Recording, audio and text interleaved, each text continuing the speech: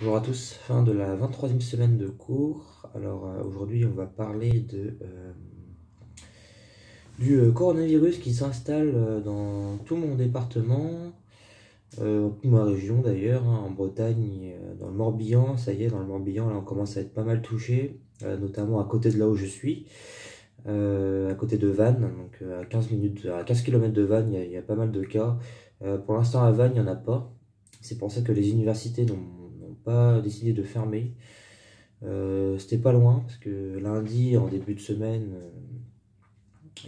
quand on était en plein cours, il y a une dame qui est arrivée, quelqu'un qui s'occupe de je ne sais quoi. Elle a demandé qui était originaire de telle et telle commune, et ceux qui étaient originaires de ces communes devaient rentrer directement à la maison. En gros, voilà, on les virait du cours, quoi, parce que au cas où, par mesure de précaution. Il y avait personne dans notre cours qui était originaire de ces communes-là. Mais du coup, oui, toutes les personnes en fait et des mesures qui ont été prises en compte du fait que toutes les personnes originaires de ces communes-là doivent rester chez eux pendant 2 semaines jusqu'au 14 mars, enfin jusqu'à la semaine d'après. Ouais, et du coup, il y a eu d'autres communes depuis début de semaine là qui ont été encore touchées. Du coup, pareil pour ces communes-là. Pour les personnes qui viennent de ces communes-là, ils doivent aussi rester chez eux maintenant. Donc ouais, ça augmente de façon exponentielle, pas hyper vite, mais voilà, à mon avis, je ne serais pas surpris si le coronavirus s'installe à Vannes bientôt, parce que bon, là, ça s'est installé autour de Vannes, dans les communes aux alentours, les communes voisines. Donc bon, je ne serais pas surpris que ça s'installe à Vannes et que l'université doit fermer. Et bon, en tout cas, il y a un de nos profs, un de mes profs qui il vient plus. Là, ça y est, il a eu alors, avant les vacances, la semaine avant les vacances, il a eu une grippe. Du coup, il n'était pas venu. Pendant les vacances, du coup, c'était les vacances, donc on n'a pas eu. Et là, cette semaine, attendez, attendez, c'était la semaine. Non, non, non, ouais, ouais, on a repris cette semaine. Et cette semaine, du coup, il est pas là. Et il nous fait des cours par ordinateur. Enfin, de toute façon, on a déjà le PDF du cours en ligne. Et que j'ai écrit d'ailleurs, au propre. Et il a dit, ah oui, un devoir maison à rendre pour le 24 mars. Il nous a dit d'étudier le chapitre 3 du cours en ligne et faire des études du TD et devoir maison. Donc en gros, il nous fait le cours par... comment on appelle ça? Il nous fait un cours par...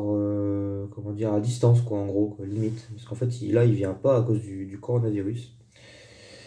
Ah, il vient pas à cause de ça. C'est le seul prof qui vient pas d'ailleurs. Les autres profs, ils sont là. Ils sont là, à part la prof d'analyse numérique non linéaire, qu'on a loupé un cours qu'on devait avoir mardi après-midi. Elle était pas là, mais ça n'avait rien à voir avec le coronavirus. Elle devait aller au. Elle avait une réunion, enfin elle était pas sûre.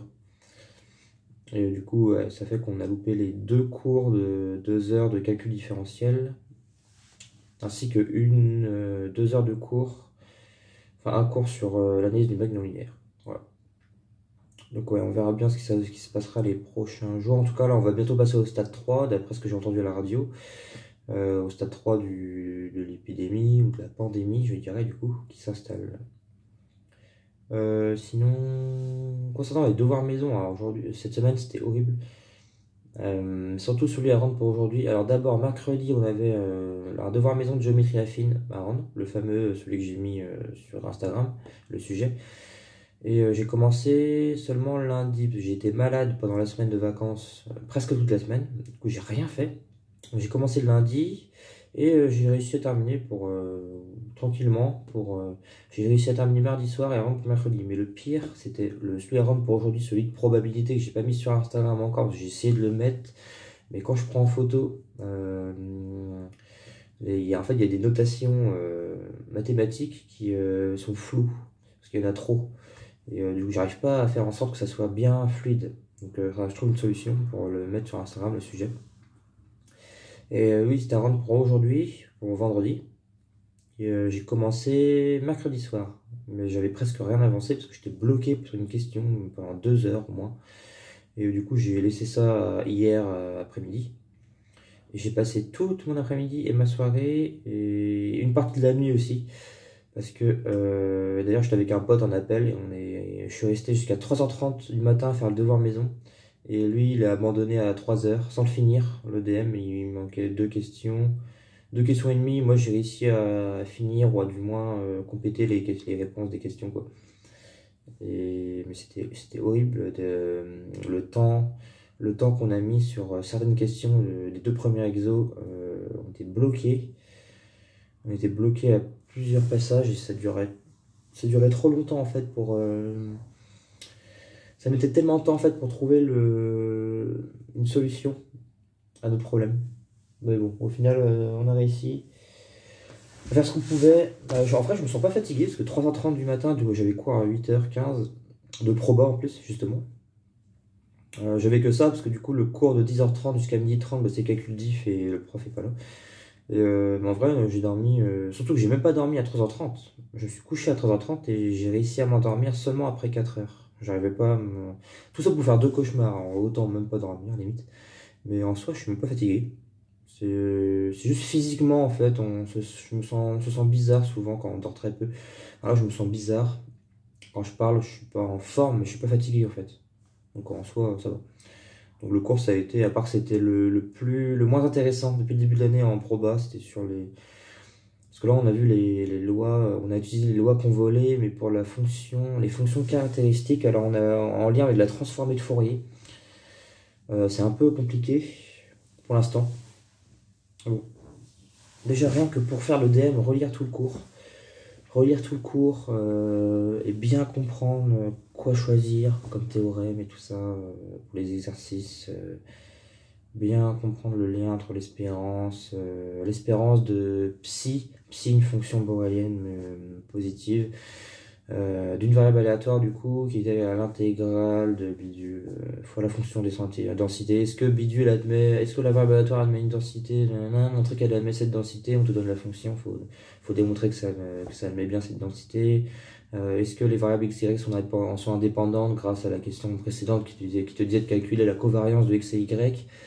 Sachant que si la covariance de x et y c'est différent de 0, bah, tu sais que x et y sont non indépendantes d'après un théorème qui te dit que x et y sont indépendantes si et seulement si si la covariance de x et y est égale à 0. Ou l'espérance de x fois y c'est égal à l'espérance de x fois l'espérance de y. Et du coup, tu fais la contraposée et voilà, tu démontres que c'est indépendant. Sauf que là, dans l'exo 2, la fameuse question 1, c'était, on nous donnait en fait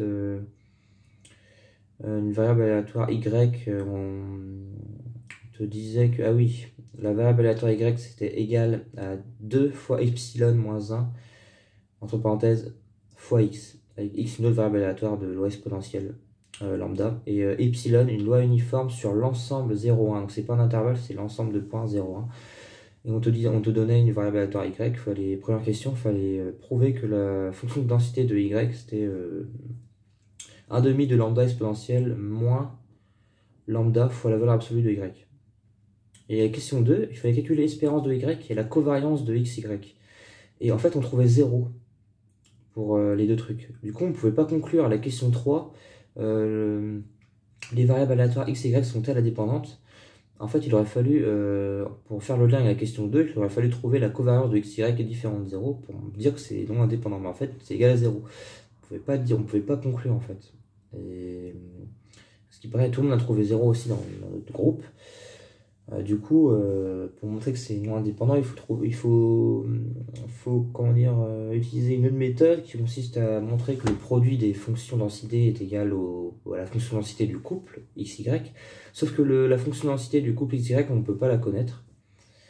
Donc, ouais, c'est compliqué. Même en remplaçant l'espérance de... ouais, je sais plus, mais toutes les méthodes en fait qu'on connaissait, ça marchait pas. Donc, je comprends pas. Bref. Du coup, la question 3, on l'a pas faite. Avec mon pote, on a dit on passe à la 4. Et la 4, on te donnait une loi z égale soit z d'une variable aléatoire qui est égale à epsilon fois la variable aléatoire grand X. Il fallait montrer que la loi de z, c'était une somme en fonction de la mesure de Dirac. Et une probabilité. la probabilité de la loi de grand X. Et il fallait du coup conclure que c'était pas, elle admet pas la variable grand Z n'admet pas de fonction densité. Parce qu'au final, ton intégrale de l'espérance de psi de Z avec psi, une fonction borélienne mesurable, une fonction borélienne positive, ne s'écrivait pas sous la forme de l'intégrale de psi de Z fois une fonction densité. Ça s'écrivait, à la place de la fonction densité, on avait une loi de probabilité de Z. Du coup, voilà, ça concluait en fait sur ça.